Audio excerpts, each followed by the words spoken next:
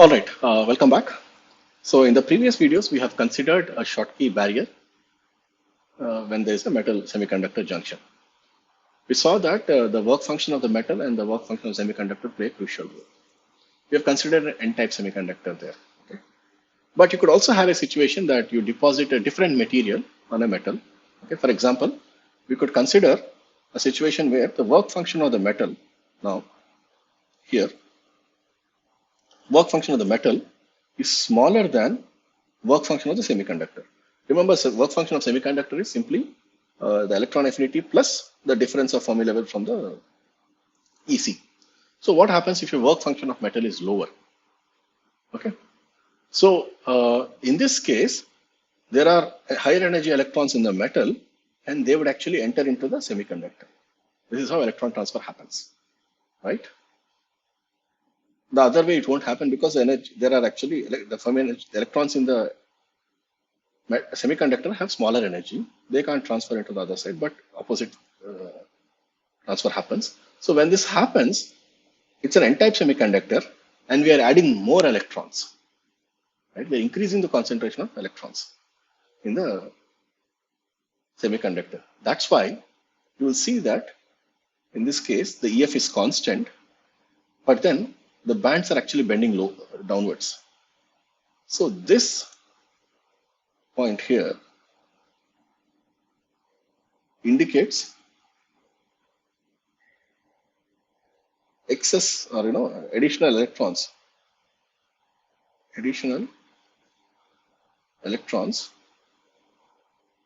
provided by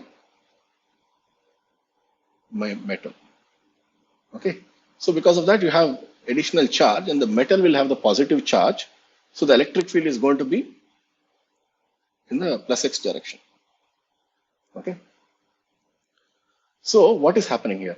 This electric field also in some way is actually causing the electrons to accumulate at the interface. Okay, there is nothing like a depletion barrier now or depletion region. There's nothing like no depletion region. Okay, so in this case, no depletion region. So no barrier for current flow. You change the voltage and you will appropriate. If you lower the EF, still current flows. If you increase it, also current flows. Okay. So this sort of a contact, between metal and semiconductor is known as an ohmic contact. Okay. So this is called ohmic contact. Okay.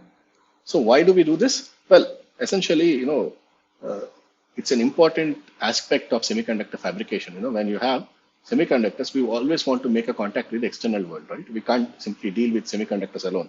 So we end up contacting a metal. When I mentioned the PN junctions, I mentioned this contact, right? So you're going to have another semiconductor device somewhere else. It's going to connect. All that is going to happen through metals. So the connection between metal and semiconductor is extremely important. Okay, and we saw that if your work function of the metal is higher than semiconductor, then we found that there is a rectifying contact that's happening. Okay, what do we mean by rectifying? You can draw the current voltage characteristics. So if you draw the current voltage characteristics, voltage versus current J, for a Schottky diode, it was exponential behavior like this, right? So what's happening is if you give a voltage which is, let's say a sinusoidal voltage, right? Whenever you give a negative voltage, right? For example, here, only reverse saturation current flows.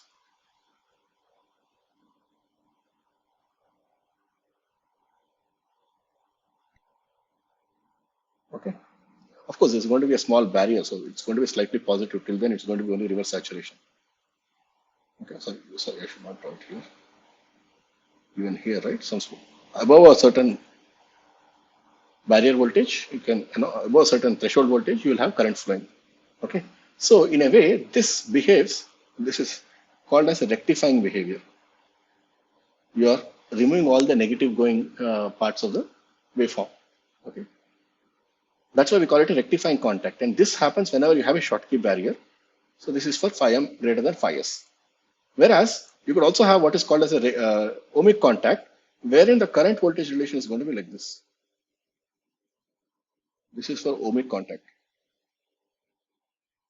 essentially telling you that the current voltage relation is given by Ohm's law, V equal to IR. This R is called as contact resistance. Okay. So whenever you make this contact with semiconductor and a metal, there's going to be some contact resistance. And that is going to be a significant feature when you actually make the contact smaller and smaller. Okay. All right. So yeah, this is a very important aspect experimentally. Whenever we fabricate, we do any research in semiconductor devices, we try to ensure that we evaluate the contact resistances and we make sure that the contacts are ohmic and not rectifying. Otherwise, the contact behavior is going to add up to your semiconductor behavior and it's going to complicate life, right? You can't study what happens at a junction if your contact itself is acting like a junction, right? Or a rectifying behavior. So this is for N-type semiconductors. We could also do the same analysis for P-type semiconductors, okay? Wherein, for example, if you have, let's say EC, EV, let's say there is a Fermi energy somewhere here, EF. Now what happens if I have a metal which is having EFM here? Right, this is your metal Fermi energy. What happens in this case? You're taking a P-type here and a metal. In this scenario, of course, electrons are going to go from metal to semiconductor, electron transfer, right? So if you transfer electrons, what's happening to the holes? Because Fermi level is indicating the hole concentration, right? So we're in effect reducing the hole concentration, right? So in this case, again, you can draw the same band diagrams. No, I'll just draw a straight line, EF. Okay, this is going to be your metal. And closer to the in the semiconductor, you're going to have, okay, this is too wide, too much. Maybe I can draw something like this. Okay.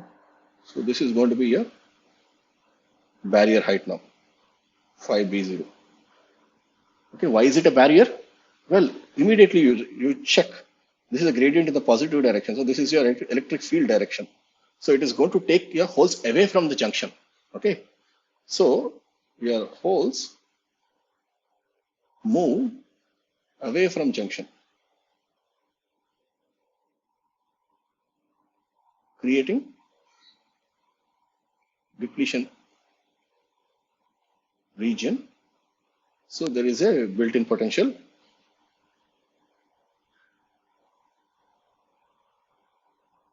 And you have a barrier for electrons to holes to flow. Okay. So because of this, if your phi m in this case was, this is, if I take my reference level to be this guy, this is my phi m and this is my phi s. So phi m less than phi s implies rectifying. Okay. That's why we put this here. So this is exactly opposite, right?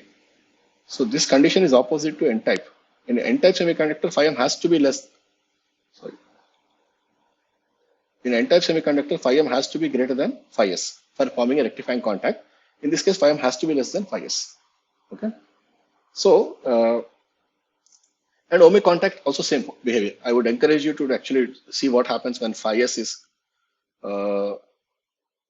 less than phi m and in a p-type material. Okay, draw the band diagram. That's a good exercise for you.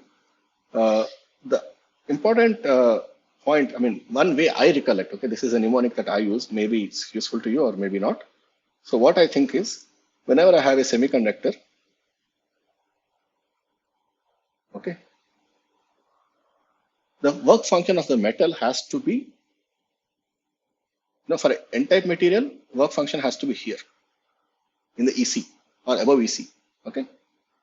And in a P-type semiconductor, it has to be below EV. Only then I can form an ohmic contact, okay? So EFM above EC, EFM below EV for P-type. For N-type, it is above EC. Okay, so if EFM is above EC, essentially phi m is going to be less than phi s.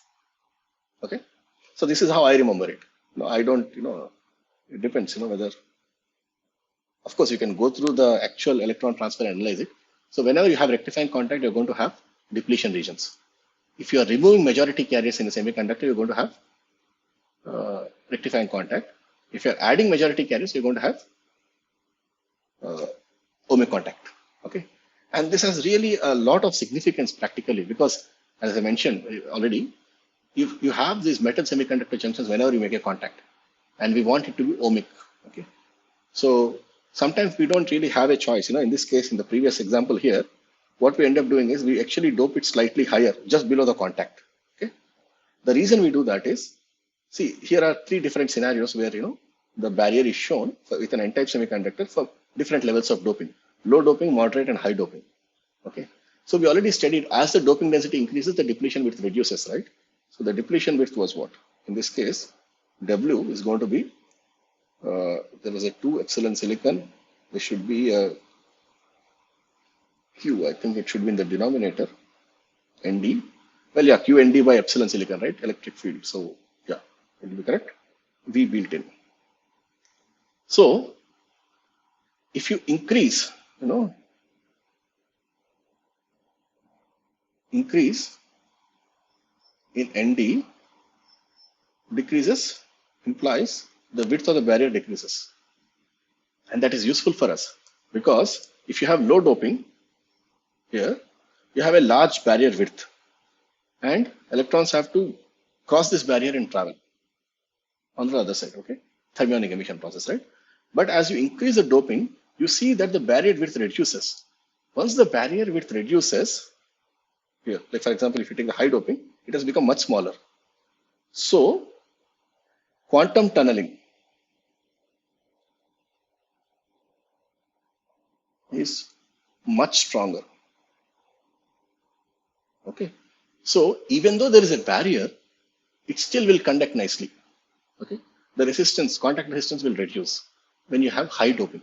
Okay, so this is a very practical way where in the technology we tend to make ohmic contact. Okay, just dope it high just below the contact so that it always forms a ohmic contact. Okay, and there are also other practical considerations because the Fermi energy is not going to be so ideal like what you see. I mean, there's a lot of technological challenges that we have to address to make sure that the Fermi energy is actually changing. Okay, there are a lot more issues to that, but that will be a topic of a future, master's course.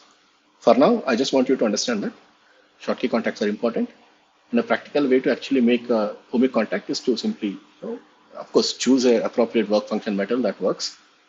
But practically, it might be useful to simply dope just below the contact very highly. Okay, so that is a good way of making ohmic contacts. So with that, I would like to stop my discussion on the Schottky diodes, and we'll also post some assignments, from some gate question papers and all that. So please try to make sure that you understand.